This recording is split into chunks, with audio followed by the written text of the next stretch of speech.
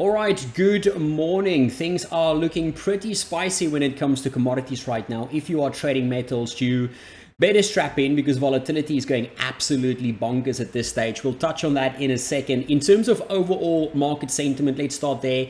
Looking borderline between risk on and neutral at the moment. I would say the key themes driving overall price action still fixated right now around the same themes: recent volatility in the US dollar, and obviously more so now recent volatility in commodity markets, with just that relentless surge in metals continuing to push implied volatility higher.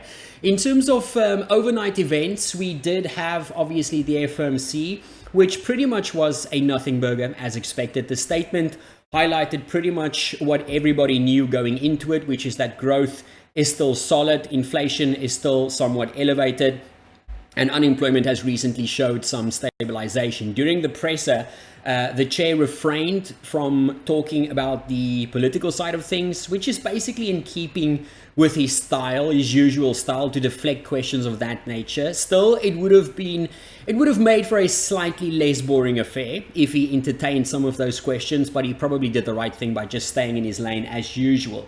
Now, the decision, as expected, was not unanimous, with Fed's Moran, just quickly bring this up, Fed's Moran, as well as Waller, as usual, coming out as the key doves, voting for a cut. Unsurprisingly, of course, Moran will, of course, do whatever Trump commands him to, staying super dovish, and Waller is still desperately trying to cling on to his chances of being the next Fed chair. So not a big surprise on that front. We also didn't hear who the new Fed chair will be. Unfortunately, that was a potential risk coming out of the presser, but we'll see. That can has just been kicked down the road so many times. I don't know when we're gonna find out who it is, but at some stage we will. Now, given the uncertainty around the labor market, it's clear here that the markets are still comfortable with the idea of two potential cuts for the Fed this year. And next week's jobs data coming up on Friday will, of course, be the next key barometer that markets will use to gauge how quick we'll get that next cut. So that is definitely something in focus for next week. Now, turning to markets, let's start with equities here. The S&P still very close to that 7K mark after seeing some marginal downside yesterday following the FOMC. Even the Nasdaq has managed to recover fairly well despite that heavyweight Microsoft earnings, leaving markets a little bit uninspired yesterday. The stock was down close to 7% off the market. More recently, when I looked, it was down close to 5% in the aftermarket. Apart from that, the major benchmarks have taken the volatility seen elsewhere in their stride, really. I mean, you can't complain in terms of this type of price action, given everything going on in other markets right now. So overall, equity picture looks fairly quote-unquote calm, I would say, right now. Let's hope it stays that way. In terms of the equities, the FX space, the dollar tried to stage a bit of a bounce yesterday, but it was left wanting, even with Besen trying to do a bit of damage control by talking up a strong dollar policy. He also pushed back against the idea of coordinated intervention, which was interesting. It did manage to see the dollar yen eke out a little bit of a move to the upside, but I do still think that intervention, whether it's coordinated or not, is a key risk that we need to watch. Now, the other currencies that's just done absolutely stellar has, of course, been those two commodity-based currencies. The Aussie and the Kiwi did very well for the majority of the session. Look, given the upside we've seen, as well as what is priced into rates markets, I still think that there is a risk for the Aussie going into the RBA next week. I mean, like I mentioned yesterday, if you take a look at what's already priced into the curve, 56 basis points by the end of the year, as well as the amount of upside we've seen in the Aussie, I do think next week poses downside risk, because think about it this way. Let's just say that they do hike. There is a risk that they don't sound as hawkish compared to what the markets have already priced in for the Aussie as well as rates. So I do think a buy the rumor, sell the fact reaction as bare minimum is a big risk for the Aussie. And furthermore, there is always the chance that they do not hike. There's always the chance that these guys hold rates. This is the RBA we are talking about. If you've watched these guys make policy decisions, they have done this before, right? They are not like the Fed, who doesn't surprise when there's a certain majority of expectations leaning towards one particular outcome. They can surprise us. So that is definitely one that I'm looking forward to going into next week.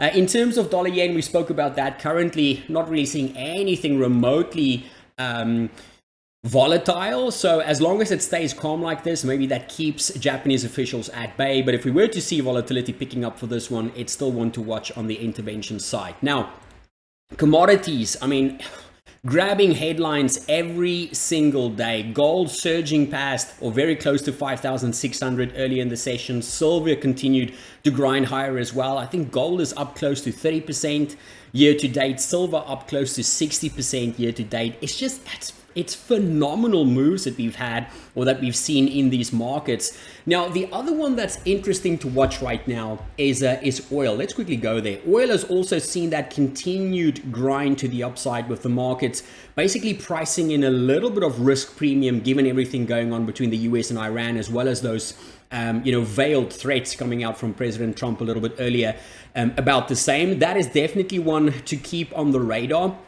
If you take a look at overall drivers, it does seem like geopolitics right now is the main thing driving that uncertainty, that risk premium. So it's definitely something important to keep on the radar. We've also seen implied volatility for this, alongside obviously gold and silver rise as well. But look at this, I mean 50% on the OVX, that's some pretty punchy vol. And of course gold sitting at, where is that, close to 40 now, 33. We've got silver sitting at 84. These guys, it's staggering numbers for 1 month implied volatility. So if you are trading these markets, make sure to factor that into your position sizing, because things are really spicy out there. Now, on that front, I've also seen a few doomsday comments hitting the socials here and there, with people saying things like, the moves in commodities are the markets trying to price themselves accordingly for some type of escalation, or that people know something about something,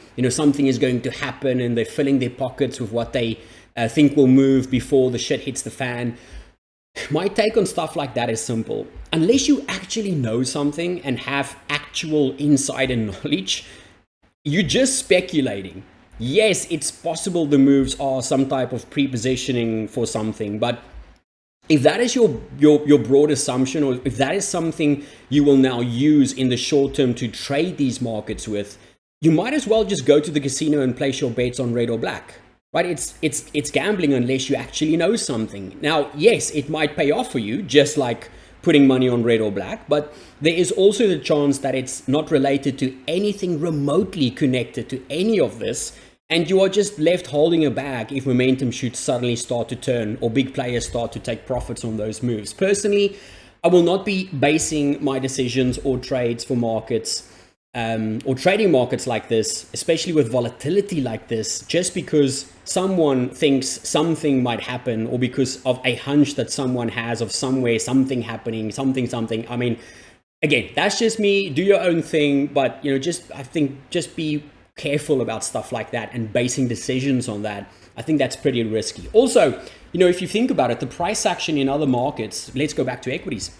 The price action in other markets don't suggest anything close to that right now. Or do we think that the same people who are buying commodities because of a possible war is also not selling equities or buying volatility? I mean, if it's true, then surely there should be some signs of that reverberating in other markets as well, and we're just not seeing that. But anyway, I don't want to spend a lot of time on that. Just something that I read and thought it's worth just mentioning that. Now, the one thing that is quite interesting for me on this whole commodity move that we are seeing, it's getting a little bit more interesting, is looking at what inflation expectations are doing.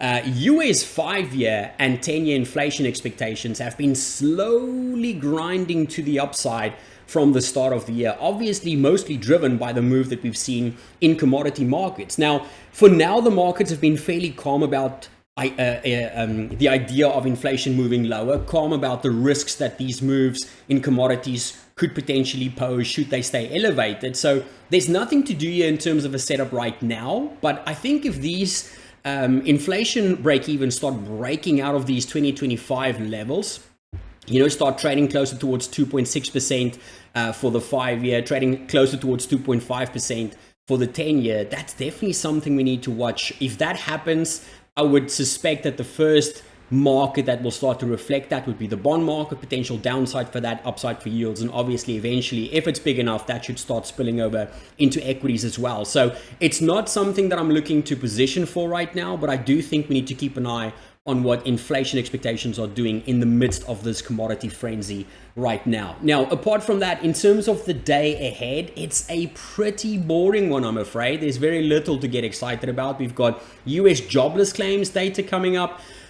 Look, this thing isn't going to matter unless we print somewhere north of 260, which I believe is the prior cycle high. Unless you get a 265-ish, I just don't see that as being a market mover, probably going to be ignored by the markets completely. Apart from that, we will of course be keeping a close eye still on dollar yen, where the threat of intervention is still in there as something we need to think about. Also keeping a close eye on this move in oil with the Middle East situation. Maybe we even get lucky to hear who the new Fed chair will be sometime today. That could be interesting. Also keep Apple earnings in mind for after the markets a little bit for after-market close a little bit later. So with that said, hope you will have a fantastic session ahead.